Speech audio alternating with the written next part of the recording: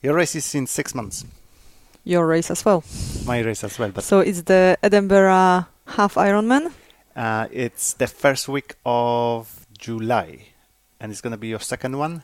My second half distance. Half distance, mine another one. What you going to do? There's the winter. What date is it? Is it 8th of January? Yeah, and I haven't been doing any proper training since the last half, which I did end of October.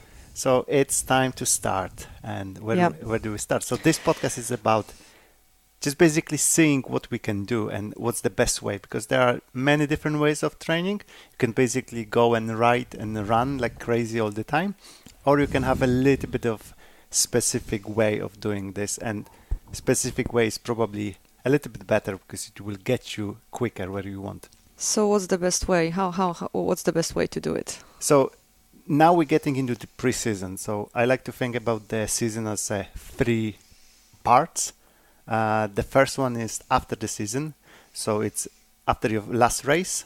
So I did nothing. I did a little bit of different things, but not really training properly or just enjoying doing things. And this is good because you are spending, when you train, you spend 6-7 months with the program, and it's good. You know, we are not pros and we don't have to have a structure after the season. So we're basically enjoying and we're doing things which we like. But now, for us, it's going to be 15th of January. We'll start a little bit more structured training. Okay, so tell me what we're gonna do. What we're gonna do? Basically, we will be working on, first of all, on your technique and your form. So just to make sure that your form is the best possible, and this will allow you to avoid any injuries. Okay. Then we will go and we'll do strength and speed. Those are 2 things which we'll be focusing on. So let's say for running, it's going to be running uphill, for example, or running off-road and doing some fast intervals there. So the idea is to build up strength and build up the speed, and I've got some notes here as well, and muscular resistance. And because it's cold, it's good thing to do. Instead of going for 2 hours slow runs, those slow runs are important, but closer to the event. At this moment, is short and fast. So everything is quite powerful. Mm-hmm. You're going just for a little bit, giving everything you've got. Sprints, hills. Yeah. The same with the cycling. On the cycle, on the bike, we using Turbo Trainer a lot at this moment. We'll start using Turbo Trainer. You haven't done Turbo yet, but we'll get you on the Turbo. And basically what you will do strength again and power, and we'll try to get your power threshold high. And you are going to use low cadence mostly. So it's, instead of pedaling very fast, you're going to pedal slow, and you will work on the strength of your legs. Okay. What about any other stuff? I mean, because we're talking about running and cycling, what about adding on another session, which is maybe not with this sport, but just like cross-training? Oh, yeah. Doing weights, or I don't know. It's super important as well. And it's probably, you can do 2 or 3 sessions of strength training, like cross training. And you might lift weights, you might do kettlebells, you might some body weight. Basically, all the training should be not very specific. So obviously, your Ironman, half Ironman, it will take you around 6 hours, and it's just endurance. But at this moment, you do everything but endurance. Okay, so how many sessions? How it's gonna look like weekly? So weekly, let's say Monday, Tuesday, and so on. Yeah. So I like to, again, there will be specific sessions, the sessions which you need to do, like let's call them key sessions, and there will be sessions which are, you can do them, but you don't have to. It depends how tired you are. Okay. And to start with you, it's gonna be 1 session each, key sessions. So there will be 1 running session, key running session, 1 cycle, and 1 bike. and then we'll increase this to 2. So you'll have the 6 sessions, key sessions. And around that, there will be also 2 strength sessions, around 45 minutes.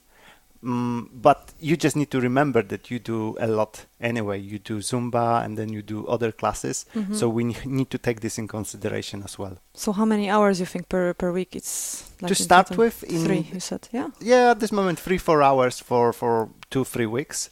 And then we'll gradually build it up. Maybe at the end of the pre-season, you will do around 10 hours. Okay. And the pre-season, is it 3 months or 2 months?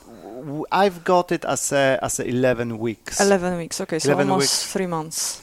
Yeah, and then after that we'll have 14 weeks race specific, where we will be focusing on the Ironman. Will we have like a 1 week off, or no? You just transfer. There is a transfer. There is a transfer between those ones, and also obviously the intensity in this training doesn't go up all the time. It goes up for 3 weeks.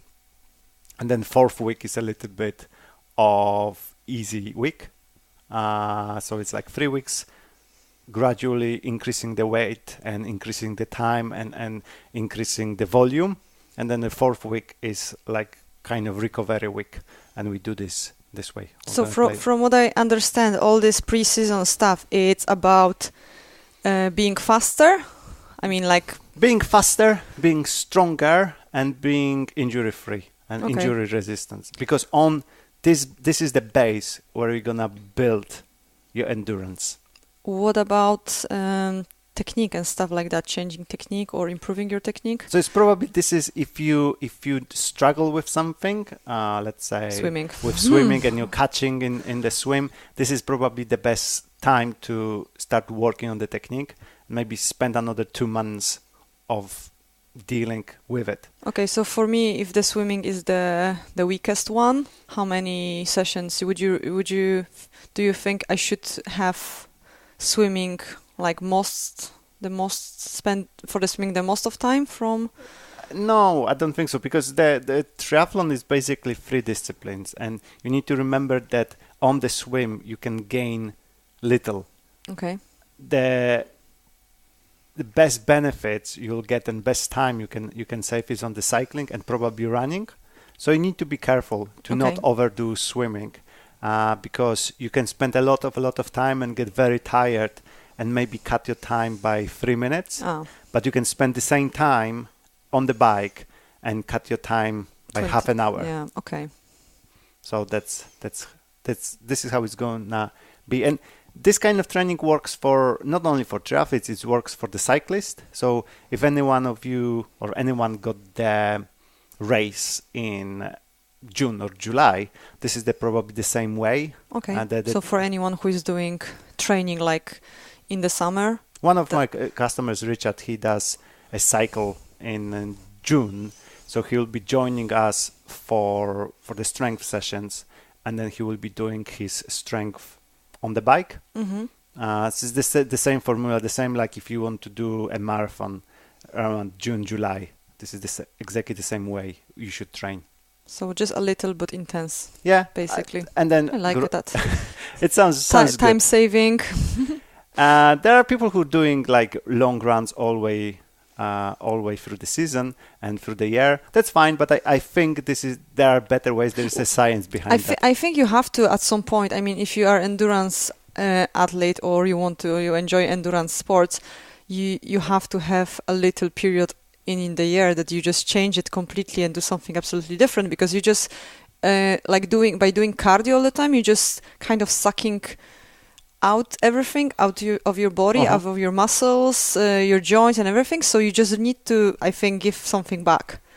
Refocus on you. Yeah. And we just need to remember that we're doing this for fun, and we don't want to sport to kill us completely. We don't want to kill our body and destroy our body.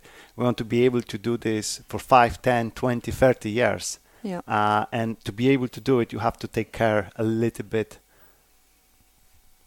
about you take care of your body and take care of your joints and muscles. And for me, like what I experienced on the previous half, that I was feeling sometimes not really well, and I had 2 weeks that I was just completely in bed. I was feeling really unwell. So like by doing nothing also, it's not a big disaster. You still can do the race. You might be not so fast. Just listen to your body and just see what's happening, and don't be hard on yourself that you miss a training because you're feeling unwell. I think it's sometimes better just give it a miss and do it when you are feeling fine. I think the history of sport is full of surprises like that, where people been out of training for a long time and then they've been called into the championships fight. Or I always remember the Dutch team. Was it Dutch team? No, the Denmark team, when one of the it's the football Denmark team, Danish team, where I think it was Yugoslavia which been banned from the Euro Cup, and they've been the Denmark team was asked to join, and all these guys been on holidays without any training for last 3 or 4 months. They came in and they won championships. Wow. So here we go. Sometimes a break is even better than pushing through the limits and always going through the pain and being unwell, even more unwell. I'm keep saying to the people who are coming and train with me that it's better to stop before your form goes down, and before you need to do all perfect reps every time. That's whatever you do. When you run and you start feeling that your form goes out of the window, it's better stop, breathe in, breathe out, go again. The same with squatting or with pressing, because your body will remember the bad reps, and you just want to remember the good ones. The good ones. The last thing I wanted to ask is about eating. If there is something worth to focus now for me, anything I should...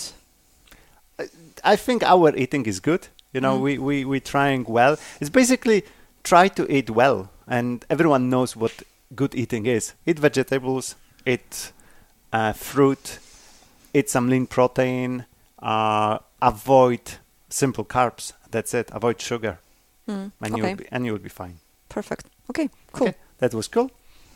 Have a good training.